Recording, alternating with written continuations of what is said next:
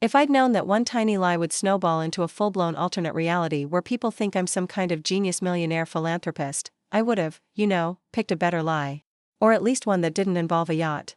It all started at my high school reunion. Well, technically, the planning committee for the reunion.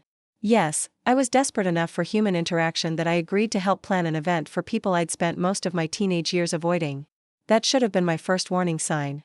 Just tell them you're doing great, my sister Kelsey said when I called her, panicking the night before the first planning meeting.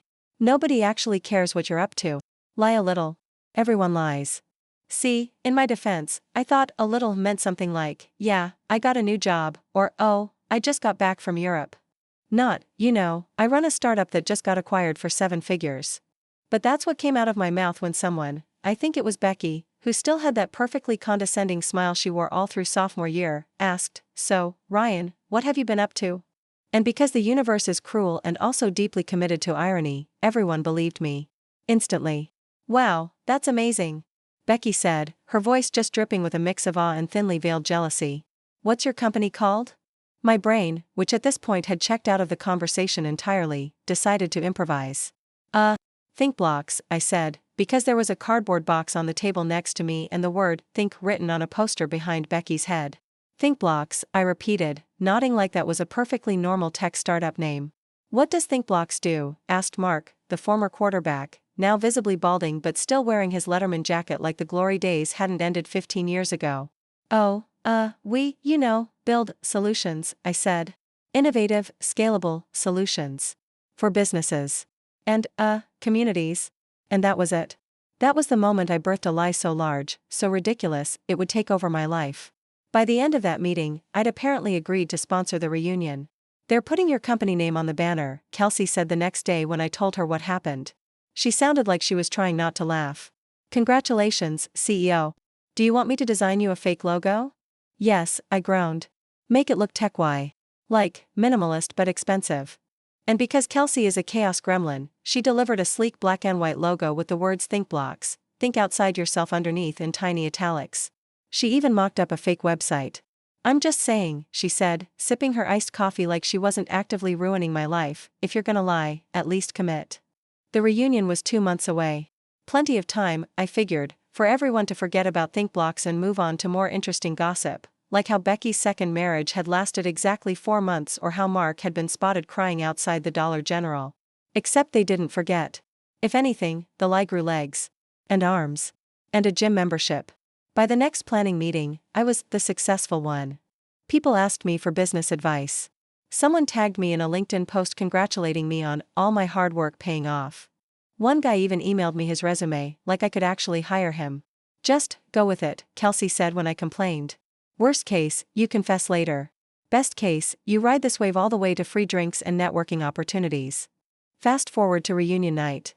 I walked into the high school gym, now decked out in a sad attempt at Hollywood glam, wearing the one suit I owned and praying nobody would notice that Think Blocks was as real as Mark's hairline.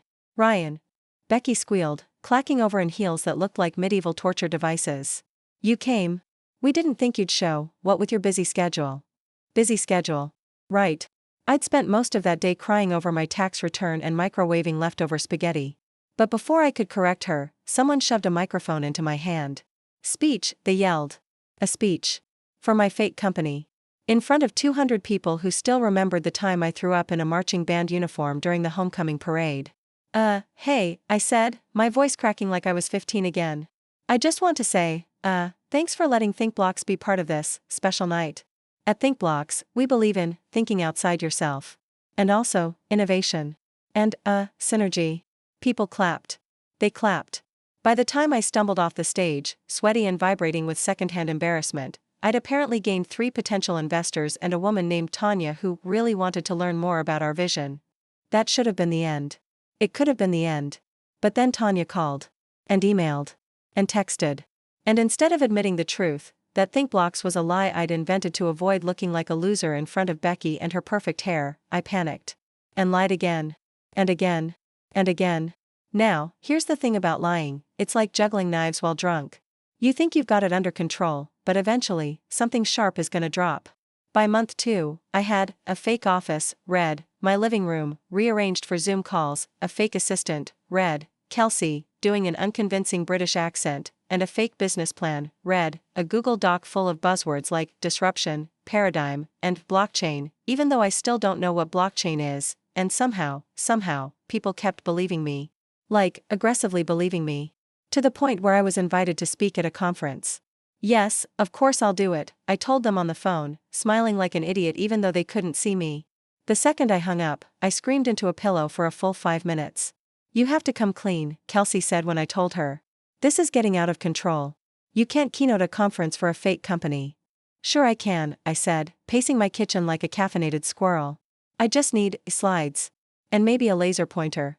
People love laser pointers. What are you even gonna talk about? Disruption, I said. And thinking outside yourself.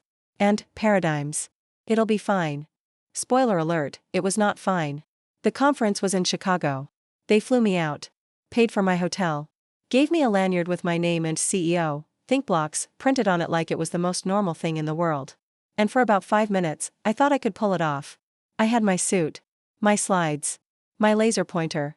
I even practiced my thoughtful tech guru pose in the hotel mirror. Then, 5 minutes into my keynote, I clicked to the wrong slide. Instead of the buzzword bingo I'd cobbled together, the projector lit up with a screenshot of my browser history. Which, for the record, included, what does synergy mean, how to look confident in front of rich people, is it illegal to pretend to have a company, the room went dead silent. And that, my friends, is the exact moment the lie that became my life started to crack. The silence in that conference room was so thick you could have buttered it and served it at brunch. 200 pairs of eyes stared at the giant screen behind me, where my most embarrassing Google queries were projected in bold, judgmental font. I said, gripping the podium like it was a lifeboat. That was a demo of our internal research process at ThinkBlocks. Because, we value transparency. A guy in the front row tilted his head. So, you Googled if synergy is illegal? No, I said quickly, my voice an octave too high. I Googled if pretending to have synergy is illegal. Totally different. The audience shifted uncomfortably. A woman in the back whispered something to her neighbor. Someone coughed. And me? I considered faking a medical emergency just to get out of there. Anyway, I said, clicking frantically until the incriminating slide vanished. Back to disruption. The future is synergy. And thinking outside yourself. Thank you. I practically sprinted off the stage, ignoring the polite smattering of applause that sounded more like a collective pity clap. My phone buzzed before I even reached the hotel lobby. It was Kelsey. Please tell me that didn't just happen, she said without so much as a hello. Define that, I muttered, ducking into the nearest elevator. You went viral, she said. Like, so viral. Someone posted a clip of your browser history slide with the caption, Tech Bro of the Year. It's everywhere. I groaned and slid down the wall of the elevator. I'm never showing my face in public again. I'll live in the woods. Eat berries. Befriend raccoons. Kelsey, ever the optimist/agent of chaos, said, or you could monetize it. By the time my flight landed, the internet had decided I was a quirky underdog genius. People loved the relatable CEO who didn't know what synergy meant. A marketing blog even called me a visionary disruptor in the authenticity space. I don't even know what that means, I told Kelsey as we sat in her kitchen, scrolling through the chaos. It means, she said, tossing me a bag of chips, that you're famous. Lean into it. And lean into it I did. Because what else was I supposed to do? Admit the truth and watch my 15 minutes of fame evaporate? So I doubled down. I started a podcast called Outside Yourself, where I interviewed real entrepreneurs and nodded sagely while they used words I didn't understand. I sold ThinkBlocks merch, t-shirts, mugs, even stress balls shaped like little cardboard boxes. I even got invited to dinner with a venture capitalist who genuinely believed I was the next Steve Jobs, but more relatable. And for a while, it worked. I quit my actual job, a depressing cubicle gig where my biggest accomplishment was once fixing the office printer, and focused full-time on being fake CEO Ryan. I did interviews, speaking gigs, brand deals. People started pitching me real business ideas. One guy wanted to synergize blockchain pet grooming, whatever that meant. Another sent me a 37-page PDF about an app that matches lonely people with houseplants. Ryan, Kelsey said one night as we sat on her couch eating pizza straight from the box, I hate to say it, but you're kinda good at this. I'm good at lying, I said. You're good at selling a story, she corrected. And people are buying it. Literally. I wanted to believe her. I wanted to think that maybe, just maybe, this ridiculous lie had turned into something real. But then Tanya called. Remember Tanya? The woman from the reunion who'd been, so I knew that smile. That slow, predatory, I know what you did last summer, smile. And then it clicked. His name was Derek. Derek Thompson. We'd gone to college together. He'd been the guy who could smell fear during group projects and volunteer you for the hardest parts. He'd majored in business administration, which is basically just a degree in knowing how to sound confident when you're lying. And now he was here. At my panel. Holding my fake company logo in his hands like a murder weapon.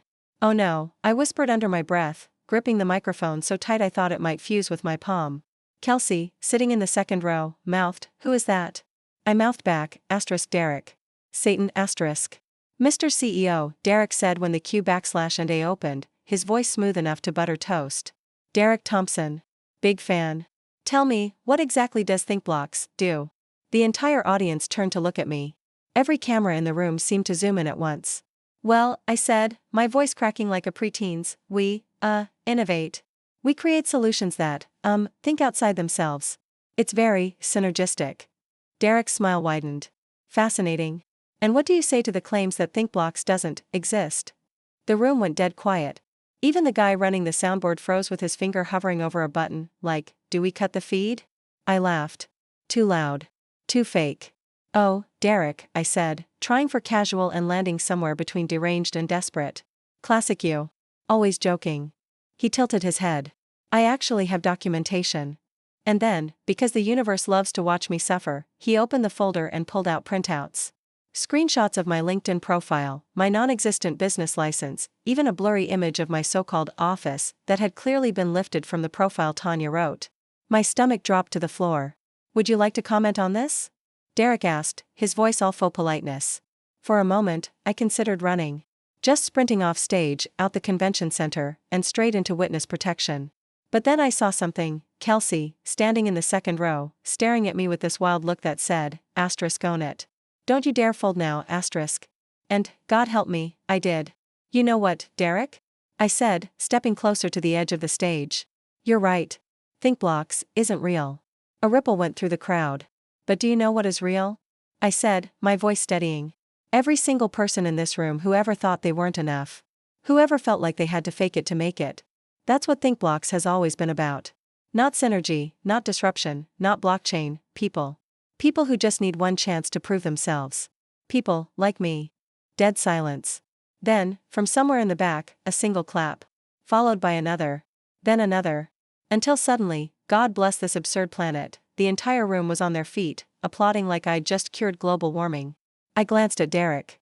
His smug smile was gone. He looked like someone had replaced his cold brew with decaf. Thank you, I said into the mic, fighting the urge to faint. Thank you for believing in something, even when it's not perfect. And just like that, the narrative shifted. By the time I got off stage, my phone was blowing up. Ryan, Kelsey said, practically tackling me in the hallway, that was insane. You're trending again. People are calling you the CEO of honesty. Honesty, I said, dazed. About lying. Doesn't matter, she said. You're a hero now. Lean into it. And oh, did I? Within a week, I had a book deal. The working title? Fake it till you make it, then fake it some more. Podcasts wanted me.